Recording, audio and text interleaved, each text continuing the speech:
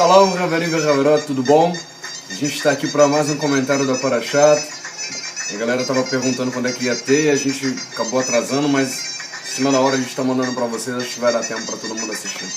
Se não, aí no próprio Yom Rishon, no domingo, a gente dá uma olhadinha todo mundo junto, acho que vai ser bacana. Então vamos lá. Essa Parashat é a Parashat Shavua, é a Parashat da semana, a porção semanal da Torá que a gente está lendo agora, da Bíblia. A gente está lendo o Êxodo, está lendo Shemot, e a gente vai começar agora então no capítulo Lamed He, né, no 35. Então no 35, no Pasuk Aleph, no primeiro versículo, no primeiro verso, está escrito assim, ó: Vayakhel Moshe et kol adat bnei Israel vayomer elechem ele hadvarim asher tziva Hashem la'asot otam. Então ele diz pra gente que Vayakhel. O que significa Vayakhel?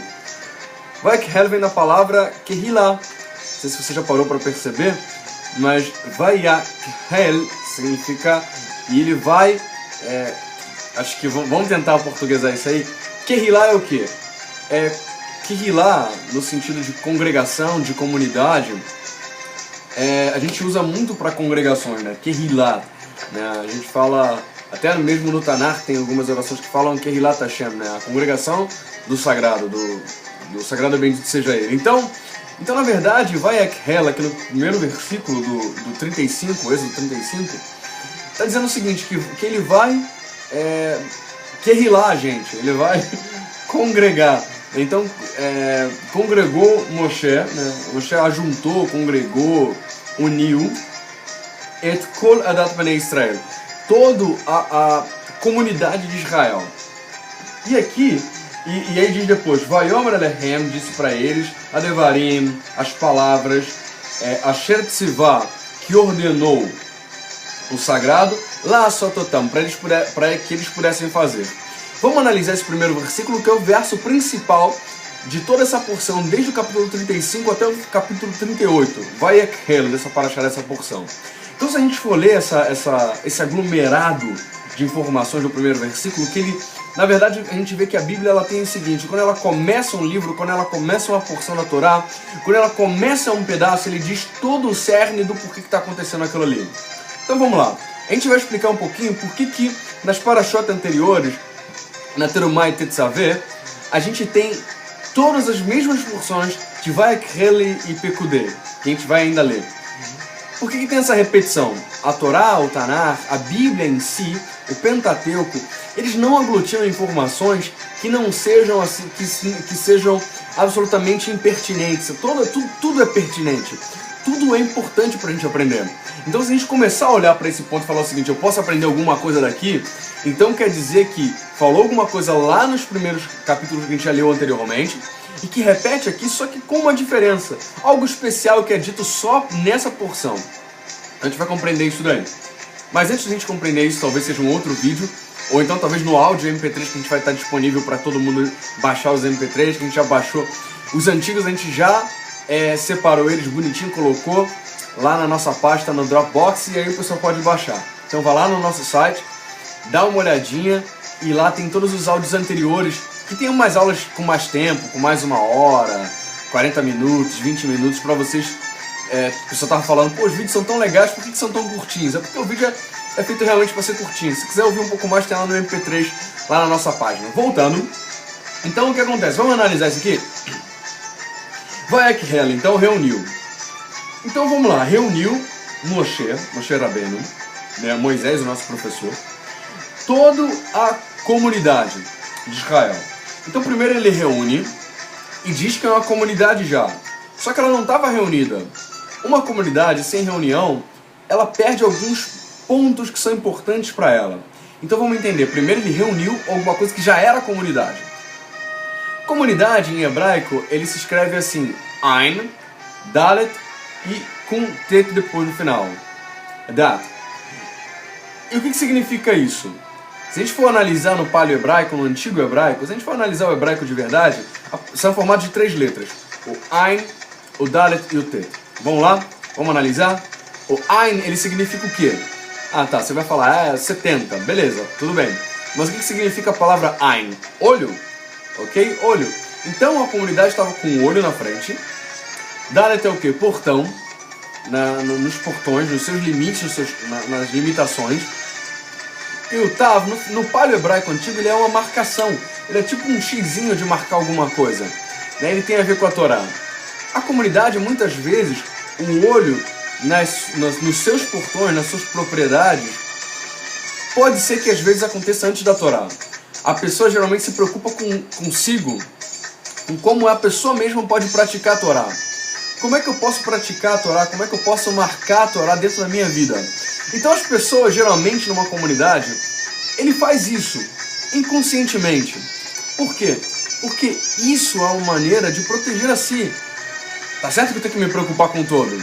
Tá certo que eu tenho que me preocupar com toda a galerão, com a Kihilá. Tá ok, mas como é que eu faço? Se eu me preocupar com todo mundo, se eu não me amar primeiro?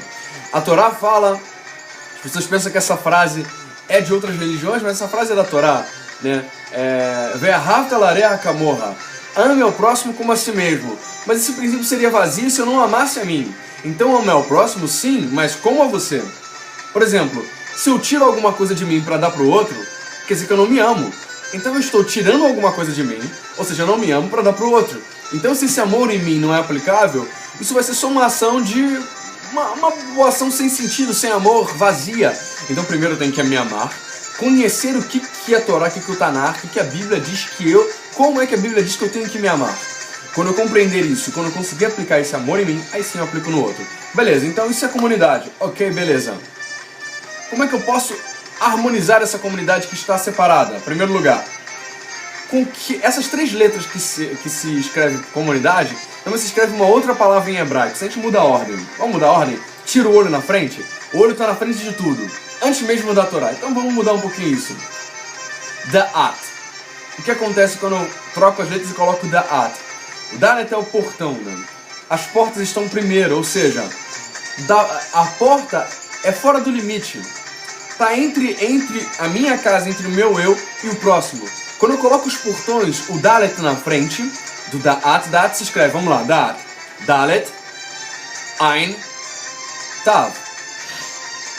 Se eu escrevo assim, eu coloco o portão na minha frente, ou seja, o limite entre o que o próximo precisa e o que eu preciso. Eu me coloco no meio, no portão. O Ein vai depois, que é o olho, e depois vem a Torá. Quando eu coloco essa ordem, eu tenho sabedoria. Quando eu estou nos portões, no limite entre o próximo e a mim, ou seja, eu me coloco no meio, eu coloco esse conceito de Hesed, de bondade no meio, e aí eu coloco os olhos disso na Torá, isso muda o conceito de comunidade. Por isso que Moshe Rabbeinu falou, antes de eu considerar vocês como comunidade, eu quero fazer vocês Kehilat. O que é Kehilat? Kehilat é uma aglutinação, é um ajuntamento. Ele podia deixar todo mundo separado, cada um no seu limite da sua tribo, e falar assim, deixa eu mandar uma carta para cada um. Beleza? Mandar carta seria a mesma coisa que mandar um e-mail hoje. Mandaria um e-mail, faria pela internet. Mas e a comunidade? E a aproximação? E o estar em conjunto, e o se ajudar, quando um estiver precisando de alguma coisa fisicamente, né, uma ajuda, uma bondade, um carinho, uma comida, um alimento, alguma coisa assim. Como é que eu vou praticar isso? Então, primeiro ele falou assim, vai akhel, você vai se reunir, vai se tornar kehilat, você vai se aglutinar. Aí fala, et kol adat bnei Israel, toda a comunidade de Israel. Então toda a comunidade de Israel não pode simplesmente estar vivendo como povo, como nação, mas ele tem que estar vivendo também como kehilat, como uma comunidade, tá? Que tem essas coisas em comum, que tem essa proximidade entre eles. E aí depois disso, olha só a consequência de quando se aglutina um grupo, quando se aglutina um povo. Diz o seguinte, Vayomer elehem ele devarim asher tzivar Hashem. Ou seja, aí sim, quando isso acontecer, você vai proclamar para eles as palavras de ordem, de mandamento, de ordenança, que Hashem, o sagrado, lá assot, para fazer. Então, quando a gente faz uma coisa sozinho, a gente, não estou falando que quando a gente faz uma coisa sozinha, a gente não tem mérito para isso. Lógico que tem.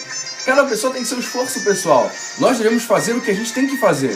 Foi ordenado pra gente, cada um tem o seu porquê, o seu motivo, tem a sua ordem, foi dada pra mim, pessoalmente. Todos nós recebemos pessoalmente, eu e você, lá no Har Sinai, lá no Monte Sinai, uma ordenança pra mim e pra você. É nossa, individual, ninguém pode tirar isso. Porém, isso é entregue pra nós a partir do momento que a gente consegue aglutinar isso e viver em comunidade. Esse que esse passo está dizendo. Pra fazer. Porque como é que eu vou fazer se eu não tiver o próximo, a minha comunidade pra fazer? Há uma ordem de prioridade. A Torá diz que a gente tem que entregar as nossas atos de bondade para as pessoas que estão próximas de nós. Quanto mais próximo, melhor. Então, família, amigos, querrilat, isso vai na frente. Há outros povos, há outros grupos, há outras pessoas que a gente pode sim fazer boas ações. Mas se a gente não fizer isso para as próximas, quanto mais próximo, melhor, como é que a gente vai conseguir atuar na Torá? Como é que a gente vai exercer o amor? Amar a si é um princípio de amar ao próximo. Eu amo a mim. E a partir desse próximo, eu conseguindo aplicar essa bondade em mim, aí vai minha família, meu pai, minha mãe, meus irmãos de sangue, depois vai as pessoas da minha querrilata, da minha comunidade, os meus primos, a minha família, o meu povo, a minha nação, e aí depois as outras nações. Se eu não faço isso, eu estou trocando as ordens que Hashem, que o sagrado, e bendito seja Ele, colocou para mim. Então precisamos colocar em ordem aquilo que nós precisamos fazer. Senão, o tzivui, as ordenanças, as mitzvot não podem se chegar a nós. A ordem é muito importante. Vamos lá. Rashi ele fala o seguinte, que isso aconteceu logo depois de Yom Kippur. Logo depois de Yom Kippur aconteceu isso? O Yom Kippur é quando aconteceu lá o perdão do pecado do retaegel, do bezerro de ouro. Mas, por que isso aconteceu, essa ordenança que aconteceu depois do bezerro de ouro? Em primeiro lugar, o erro, o pecado, faz com que a gente coloque a culpa nos outros. Muitas vezes a gente não coloca a culpa geralmente em nós, a gente tira a gente da responsabilidade. A gente fala, não foi eu, foi o povo, o povo que se converteu, que está chegando agora. Foram os egípcios que estão no meio da gente, que eles fizeram, né? Assim como também Adam falou lá para Havá, ele falou o seguinte, o que Adam falou para Havá? Ele falou o seguinte, Hashem, olha só, não fui eu, foi a mulher que o Senhor me deu. Ah, Senhor, tá vendo, tô muito bem solteiro. Talvez o Hashem não falou isso, mas a gente tá lá parafraseando, a gente fala, poxa vida, foi a mulher que o Senhor me deu, né? Então assim, a gente tende no erro, desunir, tende a olhar e falar assim, poxa vida, caramba, é muito ruim viver em comunidade, a gente errou, uma pessoa errou, a gente tende a colocar a culpa no outro. Não é que eu não consegui viver em comunidade, a culpa é do outro. A gente sempre tende a ter essa tendência. Então, primeiro, essa é uma primeira coisa. Mas por que foi... Aí teve o teu Yom Kippur, primeiro, dia do perdão. Todo mundo pede perdão e tal, tanto ao sagrado quanto ao próximo. A gente consegue, então, se aglutinar. E aí acontece uma coisa muito legal, muito maneira. Depois do perdão acontece uma coisa. Mas por que acontece essa dádiva de dar esse mandamento para poder construir uma escada? Pergunta. A Rashi falou o seguinte, isso acontece logo depois então do Yom Kippur. Beleza, a gente entendeu. Mas por que começou? Por que foi logo imediatamente depois do Yom Kippur? Se acontece em Yom Kippur, eles iam fazer logo em Yom Kippur. Isso não seria legal, não seria gostoso. Por quê? Porque em Yom Kippur a gente tem que aproveitar o perdão totalmente. Por quê? Não dá para fazer duas coisas, não dá para ouvir esses mandamentos no mesmo dia de Yom Kippur. Vamos entender. Mizrahi, ele falou o seguinte, uma pessoa, ele citando Pesachim Dalet Amud Aleph, ele está citando lá o Pesachim, ele falou o seguinte, uma pessoa entusiasmada cumpre uma mitzvah a primeira oportunidade que ela tem. Então o que acontece? Se em Yom Kippur eles começam a receber essas mitzvot, esse aglutinamento, esse presente grande, o que eles iam fazer? Eles iam esquecer do Yom Kippur e eles iam começar a fazer imediatamente tudo. Então primeiro precisava que eles esperassem passar o Yom Kippur para começar imediatamente com a empolgação a fazer. Reverendo, isso ensina duas coisas pra gente. Em primeiro lugar, tem que ter concentração no que a gente está fazendo. Se é Yom Kippur, se é lamento, se é alguma coisa que a gente precisa colocar o nosso coração com interesse, rasga o coração de verdade, coloca a vida naquele momento, faz com entusiasmo. Então passou aquilo ali, ok, vamos partir para outra coisa. E a segunda coisa acontece também outra coisa. A gente, se é para dar presente para Hashem, se é para fazer uma coisa que não é uma coisa que é obrigado. Hashem estava dizendo logo em seguida que o homem cujo coração estiver totalmente movido para isso. Se é para fazer de coração, não precisa que seja, não está escrito, não é ordenança para mim, não é obrigado, mas eu vou fazer mesmo assim. Eu vou ajudar a viúva, eu vou ajudar o órfão, eu vou ajudar a Kirilat, eu vou ajudar com que a comunidade tenha um momento para que possa celebrar Yom Kippur, Yom Teruah, que possa celebrar as festas bíblicas, Pesach. Se eu posso fazer com entusiasmo, se eu posso ter um lugar para isso, por que eu não vou fazer para o sagrado? Se também é para a comunidade. Se é para ajudar as viúvas, se é para ajudar o órfão, se é para ajudar as crianças, se é para doação de livro, se é para fazer alguma coisa de verdade, eu vou fazer com entusiasmo. Quando a gente está realmente empolgado com uma coisa, a gente faz com vontade. Não deixe isso morrer dentro de você, faça com que isso seja algo pautável, algo grande no seu coração. Esse é o ensinamento da semana, que você possa aprender, que nós possamos aplicar em prática. Chazak Baruch, Shavuot Tov, Shabbat Shalom. Camarim, antes de terminar esse vídeo, quem já conhece, beleza, continua. Mas quem não conhece, aqui em cima tem um ícone para que você possa clicar e ir lá na nossa página inicial. Lá na nossa página inicial tem uma tarja vermelha, inscrever-se. Você se inscreve e recebe todos os vídeos semanalmente. E assim você não perde nenhum vídeo. Todos os vídeos são muito bacanas, inclusive você pode ter acesso a vídeos que ninguém tem mais acesso. São vídeos que são liberados no primeiro dia. Todos os que estão inscritos recebem esse vídeo. Depois ele sai do ar e todo mundo só tem acesso somente quem está inscrito. O restante da galera não tem acesso a esses vídeos que são exclusivos, tá bom? Essa é uma coisa. Aqui embaixo também, lá embaixo também tem o meu nome aqui embaixo do vídeo, na descrição. Você clica, também pode ir lá na nossa página inicial. Tem alguns vídeos sugeridos aqui, tá? Tem uma lista, não sei se acho que eu vou colocar aqui, que é melhor, tem mais espaço. Alguma sugestão de outros vídeos muito bacanas que você pode assistir, tá bom? Então, bacana, estude bastante com a gente e que a gente possa aprender juntos, tá bom? Shavuot Tov, qualquer coisa, manda sua dúvida, escreve sua dúvida aqui embaixo, que eu vou tentar fazer vídeos somente com as dúvidas que vocês têm, ok? Alguma palavra que passou em hebraico que você não aprendeu ainda, beleza? A gente escreve ou na descrição do vídeo, ou então a gente faz um novo vídeo para poder falar um pouco mais sobre isso, tá bom? Shabbat Shalom, ou Shavuot Tov para quem está assistindo. Então, beleza, a gente está no mês de Adar, no mês que vem Adar 2, então quem não conseguiu entrar no climão de Purim, a gente vai ter a segunda chance de fazer Purim, tá no Adar 2, que a gente vai chegar no próximo mês, tá bom? Shavuot Tov para todo mundo, que o Eterno abençoe a todos nós, tá? Shabbat Shalom, Shavuot Tov, talvez a gente faça mais um vídeo essa semana, não sei, vamos tentar. Shalom, Shalom.